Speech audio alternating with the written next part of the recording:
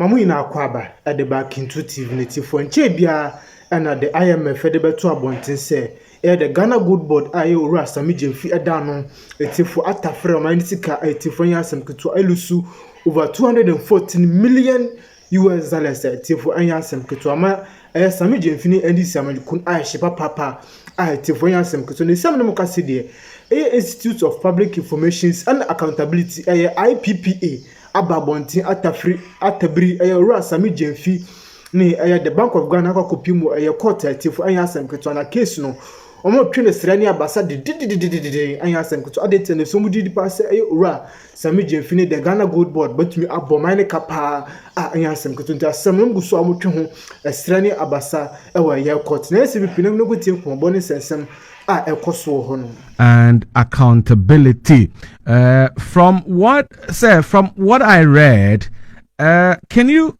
first off confirm that both the Bank of Ghana and the Gold Board are yet to respond to a right to information request submitted by the IPP since May 2025?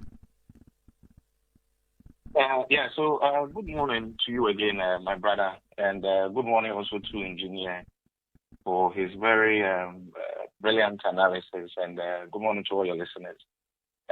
So as we speak this morning, I can confirm that the right to information request that was submitted by the Institute of Economic Research and Public Policy, not IPPA, has still not yet been responded to by both the Bank of Ghana and the Ghana Gold Board.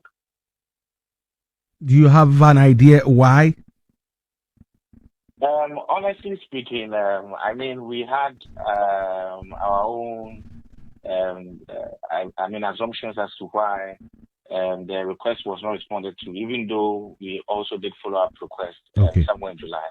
But now looking at the information that we are getting, from the IMF report, and even from the conflicting responses by the Ghana Gold Board CEO, and even from the governor of the central bank, I think it's quite clear why the Ghana Gold Board and the Bank of Ghana would refuse to respond to the RTI request per the law. I mean, first, the finance minister reads the budget, the 2025 budget, and states that GOG is allocating 279 million Ghana cedis to the Ghana Gold Board to set it up and to ensure that we have inflow of forex into the economy.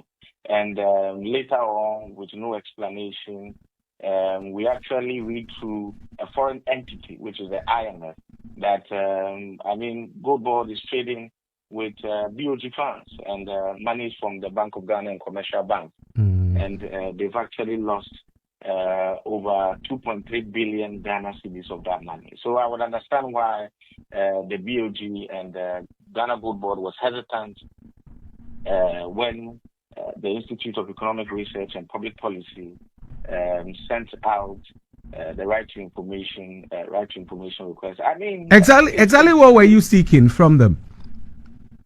So actually, we have requested data on the source of funding. Okay. Where we have requested for data on their trading practices. So how much they are buying the gold at, how much they are selling the gold at, and what the average price, etc. is. And interestingly, the Institute of Economic Research and Public Policy has sent out this RTI request not to try and crucify the Ghana Gold Board or Bank of Ghana, but really to also help them in terms of advising them on the best gold practices, etc. Because if Gold Board loses and if Bank of Ghana loses, all of us, we are at a risk, as we are seeing now, that if we've lost over 2 billion Ghana cedis from Gold Board trading activities, it's the whole economy that is at risk. Okay. 2.3 billion just in 9 months. And now the minority side in Parliament is putting the losses at around $300 million, which is about 3.3 billion Ghana cedis, as for the whole year of 2025. which for any economist or any financial analyst, this is a serious risk to our economy. Right. I mean, how can Gold Board that enjoys monopoly in the trading industry, the gold trading industry? Yeah. So monopoly meaning that they actually determine prices in the industry. How can you determine prices and then still make losses? That is over 3 billion Ghana cedis. This doesn't make sense at all. So the Gold Board should be able to furnish us with the information on how they were able to make the losses. And my brother, as a matter of fact, I read one of the responses from the Ghana Gold Board CEO yesterday, where he said that, there were losses from the Gold for Reserves program, etc. I mean, the gold, when we talked about the Gold for Oil program, I mean, it's a different matter. But for the Gold for Reserves program, the Gold for Reserves, BOG, after the time, were not buying gold to trade. They were actually buying gold to put in its reserves. To stabilize our currency and to stabilize our economy. Meaning, how can you actually make any losses from the Gold for Reserves program when you are actually just buying gold to put in your reserves, just so that you can ensure that we have liquid reserves in our economy, so that when there are challenges, I mean, we have enough resources that we can go into to stabilize the economy. Here we have Gold Board actually engaging in trading activities. So they are not buying gold to put in our reserves. They are only just buying the gold and selling it, getting the forex and pumping into the economy, which was something that we had said way back also somewhere around May, which they denied, and then later on came back to admit that this is what was being done.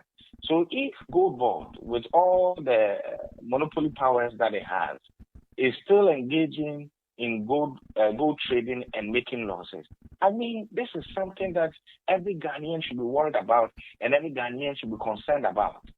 Doc, you accuse the Bank of Ghana of using creative accounting to conceal losses from the BOG, that's the BOG Gold Board arrangement.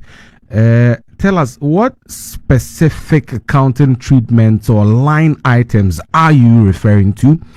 And are these alleged maneuvers a breach of IFRS standards, IMF safeguards, or Ghana's own financial reporting laws?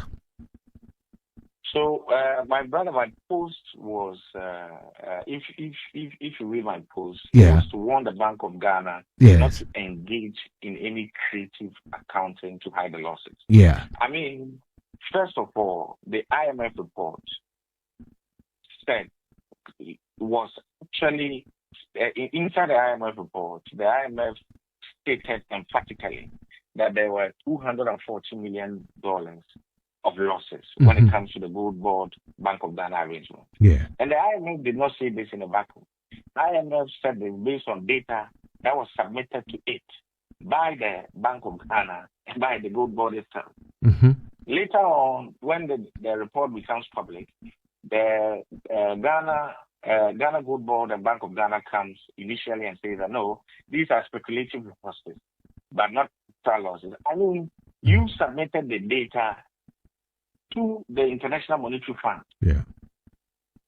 IMF did not get the data from any third-party sources. They got it directly from the Bank of Ghana and the Ghana Gold Board. Then later on, Ghana Gold Board comes back and admits that they had actually lost unaudited losses amounts to the $214 million that the IMF spoke about. And our sources indicate that the reason why the Gold Board CEO is insisting on waiting till January 5th to explain the losses is because they are trying to find creative accounting methods to actually conceal and hide these losses, which would be very serious and detrimental to the credibility, not only to the central bank, but even to our economy. I mean, which investor would want to invest in an economy where it cannot believe in the financial data that is submitted by its agencies, and not just by any agency, but by the central bank? If we get to the point where the central bank can just maneuver its accounting methods just to please its political paymasters, then we are heading towards a serious we are heading towards an economy with no confidence. We are heading towards an economy where investors will be unwilling to invest in, and that will be very serious for our economy. I mean, even looking at the data, when